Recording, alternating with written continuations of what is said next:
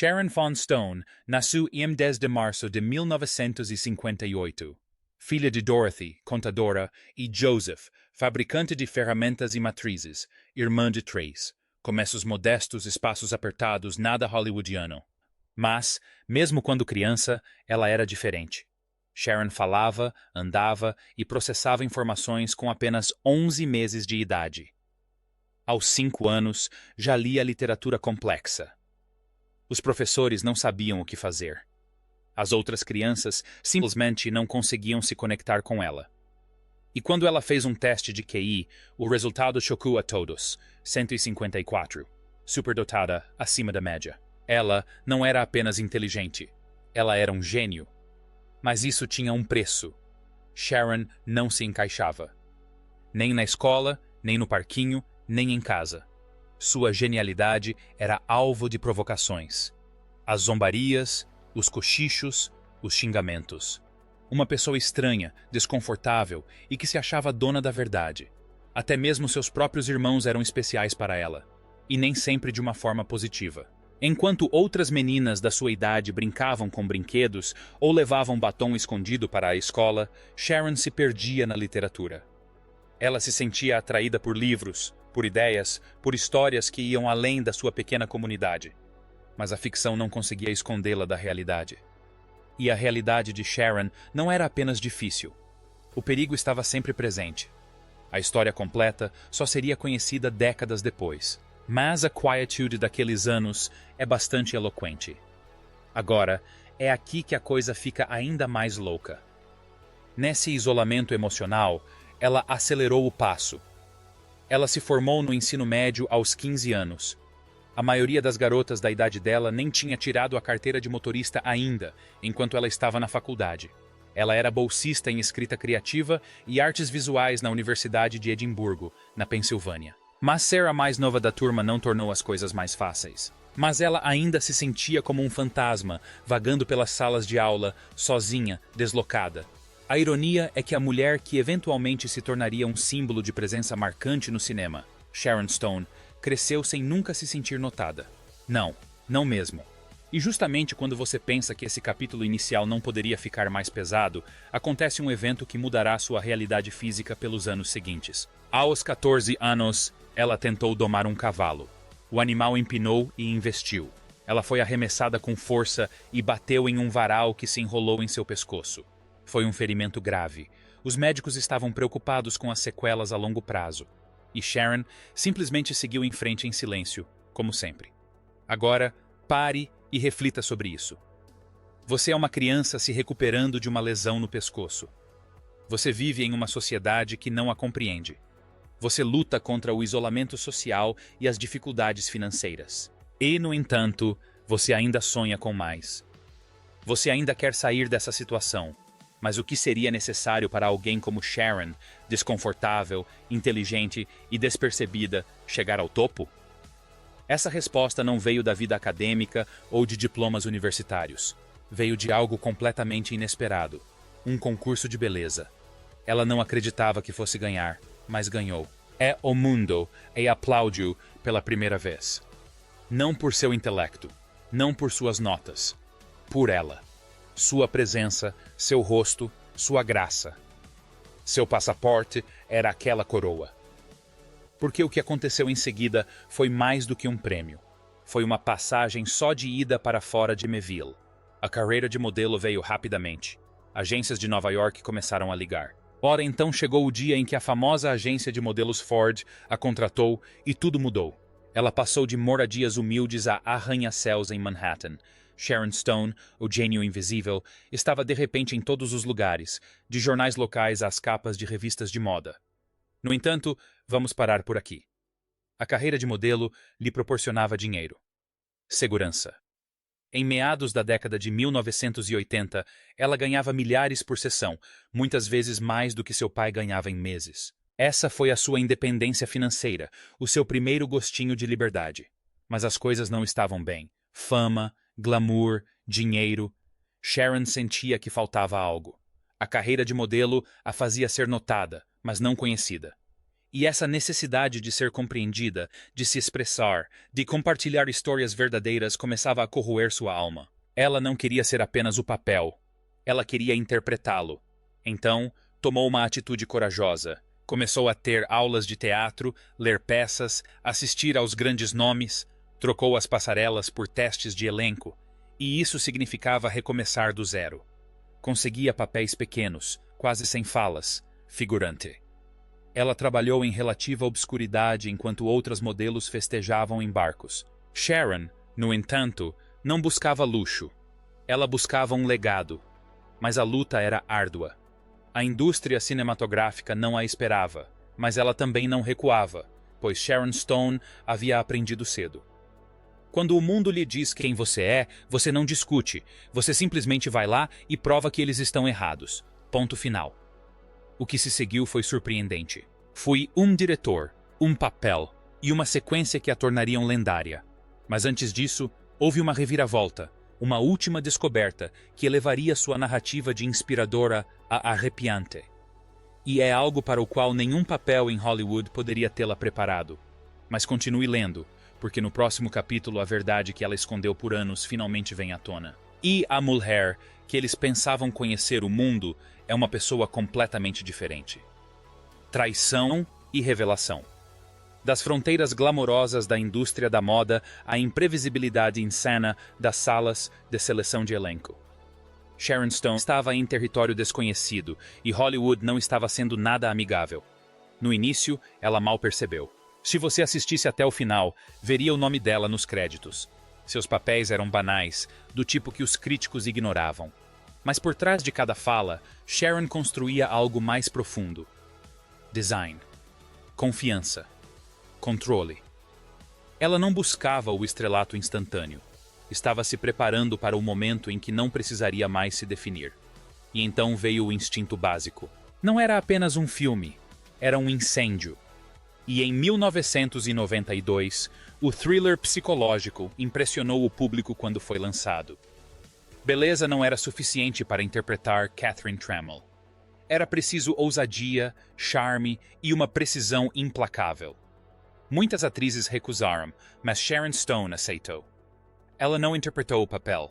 Ela se tornou o papel. Quase instantaneamente, Sharon se transformou de uma atriz em ascensão em um ícone mundial. O filme arrecadou mais de 352 milhões de dólares no mundo todo, catapultando-a repentinamente para o estrelato. Não foi apenas um sucesso, foi uma máquina de fazer dinheiro. Os estúdios correram para capitalizar em cima do seu sucesso. Sharon não precisava mais procurar papéis, eles estavam no seu encalço. Mas isso é o que o público não viu. Essa grande atuação foi seguida por uma série de eventos que a atormentariam por décadas. Um momento no set que ultrapassou os limites. Mais tarde, em entrevistas, Sharon diria que a infame cena do interrogatório não era como ela havia imaginado. Ela não havia aceitado nada do que o público acabou vendo. Ela disse que só tomou conhecimento do que havia sido filmado quando assistiu à versão final em uma sala de exibição, na frente dos executivos. Chocada, humilhada, traída. E ela não foi embora. Por quê? Porque Sharon sabia algo que poucos sabiam. O filme mudaria tudo. E mudou. Mas aquela escolha, a de ficar em silêncio, de não confrontar o que aconteceu naquele momento, deixou uma cicatriz profunda. E não seria a última vez que ela precisaria escolher entre sobreviver ou se manifestar. Mas, nos anos que se seguiram a instinto selvagem, Sharon construiu um império empresarial. Ela se tornou uma das atrizes mais bem pagas do ramo. Em meados da década de 1990, seu cachê por filme supostamente havia subido para entre os 6 milhões e os 8 milhões, e os incentivos de participação nos lucros elevaram seus ganhos totais para bem mais de 8 dígitos. Ela investiu bem, diversificando seus negócios para o mercado imobiliário, publicidade e produção. Mas, com a crescente notoriedade, surgiram novas dificuldades, algumas sutis, outras graves. Para começar, ela não era apenas reconhecida como talentosa, era chamada de rainha do gelo, femme fatale, uma figura de mistério, fascínio e perigo. Era essa imagem que vendia ingressos, mas restringia os papéis. Ela fazia falta aos diretores de elenco obcecados por esse estereótipo. Sharon reagiu, agarrou-se aos detalhes mais interessantes, criou filmes independentes, lutou por histórias que importavam. Casino. Uma dessas histórias. O épico de Martin Scorsese de 1995 deu a Sharon uma personagem na qual ela podia se aprofundar. Ginger McKenna era uma mistura complexa, triste, forte, vulnerável, tudo ao mesmo tempo. Foi uma atuação que alavancou sua carreira, rendendo-lhe um Globo de Ouro e uma indicação ao Oscar. Mas, mais uma vez, no auge da glória criativa, algo sombrio se intrometeu. Em particular, Sharon começou a ter alguns problemas de saúde estranhos. Exaustão, confusão, problemas físicos sem sentido. Os médicos não sabiam o porquê. Na indústria, falava-se em exaustão, até mesmo em instabilidade. Mas Sharon continuou. Então chegou o dia que mudaria tudo. Era 2001. Uma manhã normal. Ela estava em casa quando caiu repentinamente. Uma dor lancinante no crânio e então tudo ficou escuro. Ela sofreu uma hemorragia cerebral grave. O sangramento persistiu por 9 dias. Os médicos deram a ela 1% de chance de sobreviver. Ela acordou no hospital e tudo estava diferente. Ela murmurava as palavras. Sua mente estava em frangalhos. Não conseguia andar direito. Teve que reaprender a escrever, a se comunicar, a se virar. Hollywood não esperou. O pedido de socorro de Sharon foi recebido com silêncio do outro lado da linha. As ofertas cessaram. Ela passou de estrelar sucessos de bilheteria estrondosos a ser informada de que não tinha seguro de vida. Um executivo de estúdio chegou a dizer-lhe sem rodeios: "Não podemos arriscar escalar alguém que talvez não chegue à estreia." Seus rendimentos caíram. Contratos publicitários desapareceram. Até mesmo seus bens imóveis, que antes lhe serviam de segurança financeira, tiveram que ser vendidos ou refinanciados para custear seu tratamento. Foi um declínio tanto na saúde quanto na reputação. Durante todo esse tempo, ela travava outra guerra. Uma luta mais pessoal. Na época, Sharon estava envolvida em uma amarga disputa pela guarda de seu filho adotivo, Ren. O tribunal decidiu contra ela devido à sua condição médica. Foi emocionalmente devastador. "Perdi tudo", comentou ela certa vez em uma entrevista. "Minha carreira, minha família, meu lugar no mundo." Mas Sharon não desistiu. Ela se reconstruiu, lenta e dolorosamente. Trabalhou com fisioterapia, reabilitação da fala, mindfulness e, pela primeira vez na carreira, recuou, não por escolha, mas por necessidade de sobrevivência. Mas havia sinais de otimismo. Pequenas participações se transformaram em aparições. Aparições em papéis recorrentes. Em Law and Order, SVU e Ratchet, ela mostrou que sua capacidade não havia diminuído. A relação dela havia crescido. Tinha se aprofundado. Fora das telas, ela mergulhou na filantropia. Sharon utilizou sua posição para muito mais do que apenas publicidade, desde seu trabalho inicial como organizações de combate à AIDS até seu apoio declarado a vítimas de AVC. Ela arrecadou milhões para pesquisa, educação e projetos habitacionais. E continuou a contribuir enquanto se recuperava. Mas eis a questão. A mulher que antes era considerada inteligente demais, apaixonada demais, exagerada, era, na verdade, um ímã para todas essas qualidades. Ela não era mais apreciada por sua beleza. Era admirada por sua força. Mas mesmo após a volta por cima, havia mais uma bomba. Uma que ela havia enterrado por décadas. E quando finalmente a pronunciou, o mundo parou. Você precisa ouvir a próxima parte, porque o que ela disse foi mais do que simplesmente corajoso. Foi um alerta, uma confissão, um apelo por responsabilidade em uma indústria que com muita frequência se esquece do preço da sobrevivência. A confissão e o retorno. Ela esperou anos para se pronunciar. E quando o fez, não foi no set de um filme ou durante uma entrevista para uma revista. Em suas próprias palavras, em um livro que revelaria os segredos de uma das figuras mais reservadas de Hollywood. Em 2021, a beleza de viver duas vezes foi a maneira que Sharon Stone encontrou para dar voz à sua própria voz. Mas, escondida entre as páginas, e meio a histórias de força, amor e superação, havia uma revelação bombástica que ninguém esperava. Em uma passagem que chocou os leitores, Sharon falou sobre um incidente de sua juventude que a atormentou por anos. Os maus tratos, sofridos por parte do avô materno, foram lembranças que permaneceram enterradas por anos. Elas não ressurgiram em tapetes vermelhos ou sessões de terapia, mas como cacos de um espelho estilhaçado, afiados, cruéis e difíceis de ignorar. Ela não escreveu para chocar, escreveu para se curar. E, ao fazer isso, deu a tantas pessoas a liberdade de expressar suas verdades. Foi mais do que uma confissão de derrota por parte de uma celebridade. Foi uma quebra na quietude de uma geração. Mas essa não foi a única manchete sensacional. Sharon também revelou pela primeira vez a história completa do que aconteceu no set de Instinto Selvagem.